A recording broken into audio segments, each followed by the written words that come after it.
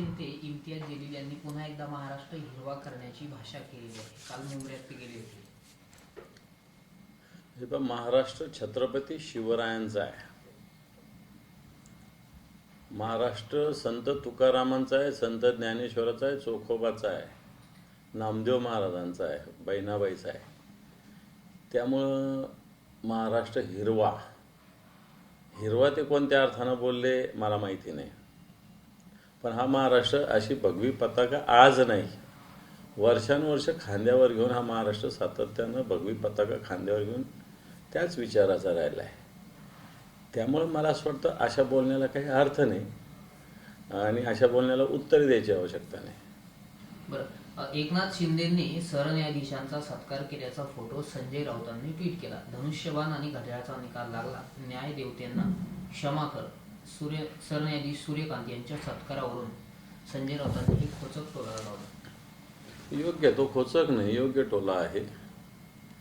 कारण हे एक प्रोटोकॉल्स असतात, संकेत असतात की जनरली ज्याच्या विरोधात आपली केस चालू आहे त्या व्यक्तीशी भेटणं, बोलणं, अशा पद्धतीनं त्याच्या हाताने सत्कार स्वीकारणं ही चूक आहे. आणि जर सरन्यायाधीशच असं स्वीकारत असतील तर खालच्या लोकांनी काय करायचं, हा मला असं वाटतं निश्चित जनतेच्या मनातला प्रश्न आहे.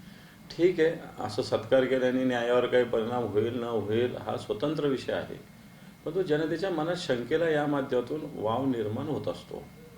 बरं, सध्या मुंबईमध्ये मराठी हा प्रश्न पुन्हा एकदा ऐरणीवर आला आणि अशातच काल गुलाबराव पाटलांनी वक्तव्य केलं की बिहारी माणूस जर महाराष्ट्रात येऊन पोट भरतो तर त्यावर टीका कशाला, महाराष्ट्रातल्या तरुणांमध्ये काम करण्याची मानसिकता नाही, असं गुलाबराव पाटील. महाराष्ट्रातल्या तरुणांनी अटकेपार झेंडे लावलेले गुलाबरावांना माहिती नसेल. विदेशात फिरून या म्हणा, सगळ्या विदेशात जिथं जाल तिथं मराठी माणसाचा डंक आहे एकदम. अमेरिकेत जा, इंग्लंडमध्ये जा, जर्मनीमध्ये जा, जपानमध्ये जा, सगळ्या ठिकाणी. आणि त्याच्यामुळं पोट भरतो तर पोट भरण्याला ना आपल्या गावात एखादा माणूस पोट भरायला आला, पाहुणा आला तर पाहुण्यासारखं राहिलं पाहिजे, त्याने मालकासारखं नाही राहिलं पाहिजे ना. पोट भरायला आला तर पोट भरणाऱ्यासारखंच राहा, मालकासारखं राहू नका. बरं, कल्याण डोंबिवलीमधील 4 ठाकरे गटाचे नगरसेवक नॉट रिचेबल आहेत. शिवसेनेकडून मिसिंग तक्रार देण्यात आलेली आहे, तर बेपत्ता नगरसेवकांचे पोस्टर लावण्यात येतील असं संजय राऊतांनी म्हटलं. नाही, नगरसेवक जर नॉट रिचेबल असतील आणि जर मिसिंगची तक्रार दिली असेल तर आता पोलिसांनी शोधावं का पोलिसांनीच उचलायला मदत केली हेही स्पष्ट करावं ना. अशा पद्धतीनं या महाराष्ट्रात परवा राजसाहेब बोलले तसं बाजार चालूच आहे. मग बाजारातल्या एखाद्या माणसाने असं काही केलं का याचा तपास व्हावा ना. बरं, पालिकेतील सत्ता वाटपावरून शिंदे आणि फडणवीसांमध्ये बैठकीची शक्यता आहे. मुंबईत उपमहापौर स्थायी समिती अध्यक्षपद सेनेला अपेक्षित आहे. मुंबई, ठाणे आणि कल्याण डोंबिवली, मीरा भाईंदर, नवी मुंबई एकत्र निर्णयाची शक्यता आहे. होईल ना, ते व्हायला काय फार वेगळं अशातला काही भाग नाही. मुंबईला ते सोबतच लढलेले, कल्याण डोंबिवलीला सोबत लढलेले, त्यामुळं त्याच्यात काय फार नवीन होईल असं मला नाही वाटत. पण यांना अपेक्षित सगळं जागा मिळण्याने हे तुम्हाला 100%. भारतीय जनता पार्टी जे देईल ते यांना घ्यावं लागेल.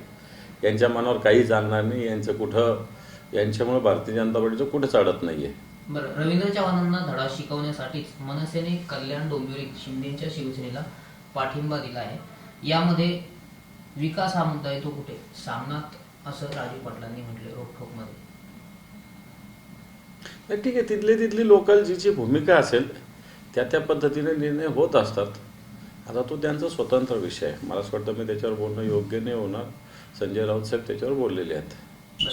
शिंदे रुसलेल्या सुनबाईंच्या दिल्लीला सारख्या चक्रा चालू आहे असा टोला संजय राऊतांनी एकनाथ शिंदेना लगावला. तिथं आता दर आठवडा 15 दिवसाला महिन्याला होतच आहे ना. काही घटना झाली का रुसायचं, दिल्लीला जायचं. दिल्लीचे लोक विचारत नसतात, हेही सगळ्यांना माहिती आहे, परंतु गारहाणी करत बसायचे. मला असं वाटतं जे त्याला सामोरं गेलं पाहिजे, जे व्हायचं ते होत राहील, परंतु त्याच्याऐवजी पाय चाटत बसणं हे चुकीचं आहे. म्हणजे कुठेतरी फडणवीस त्यांचं ऐकत नसतील असं वाटतं तुम्हाला? फडणवीस कुठं ऐकतात? फडणवीस ऐकलं असतं तर बऱ्याच गोष्टी दिल्लीला जायची गरज पडली नसेल. फडणवीस ऐकत नाही म्हणूनच दिल्लीला जावं लागतं ना. इम्तियाज जलील औरंगजेबासारखी स्वप्न बघतायत असं संजय उपाध्याय म्हणतायत, परंतु ते आम्ही स्वप्न पूर्ण होऊ देणार नाही. कोण आहे संजय उपाध्याय? भाजपचे नेते. मला माहीत नाही, परंतु मी त्याच्यावर उत्तर दिलेलं आहे ऑलरेडी.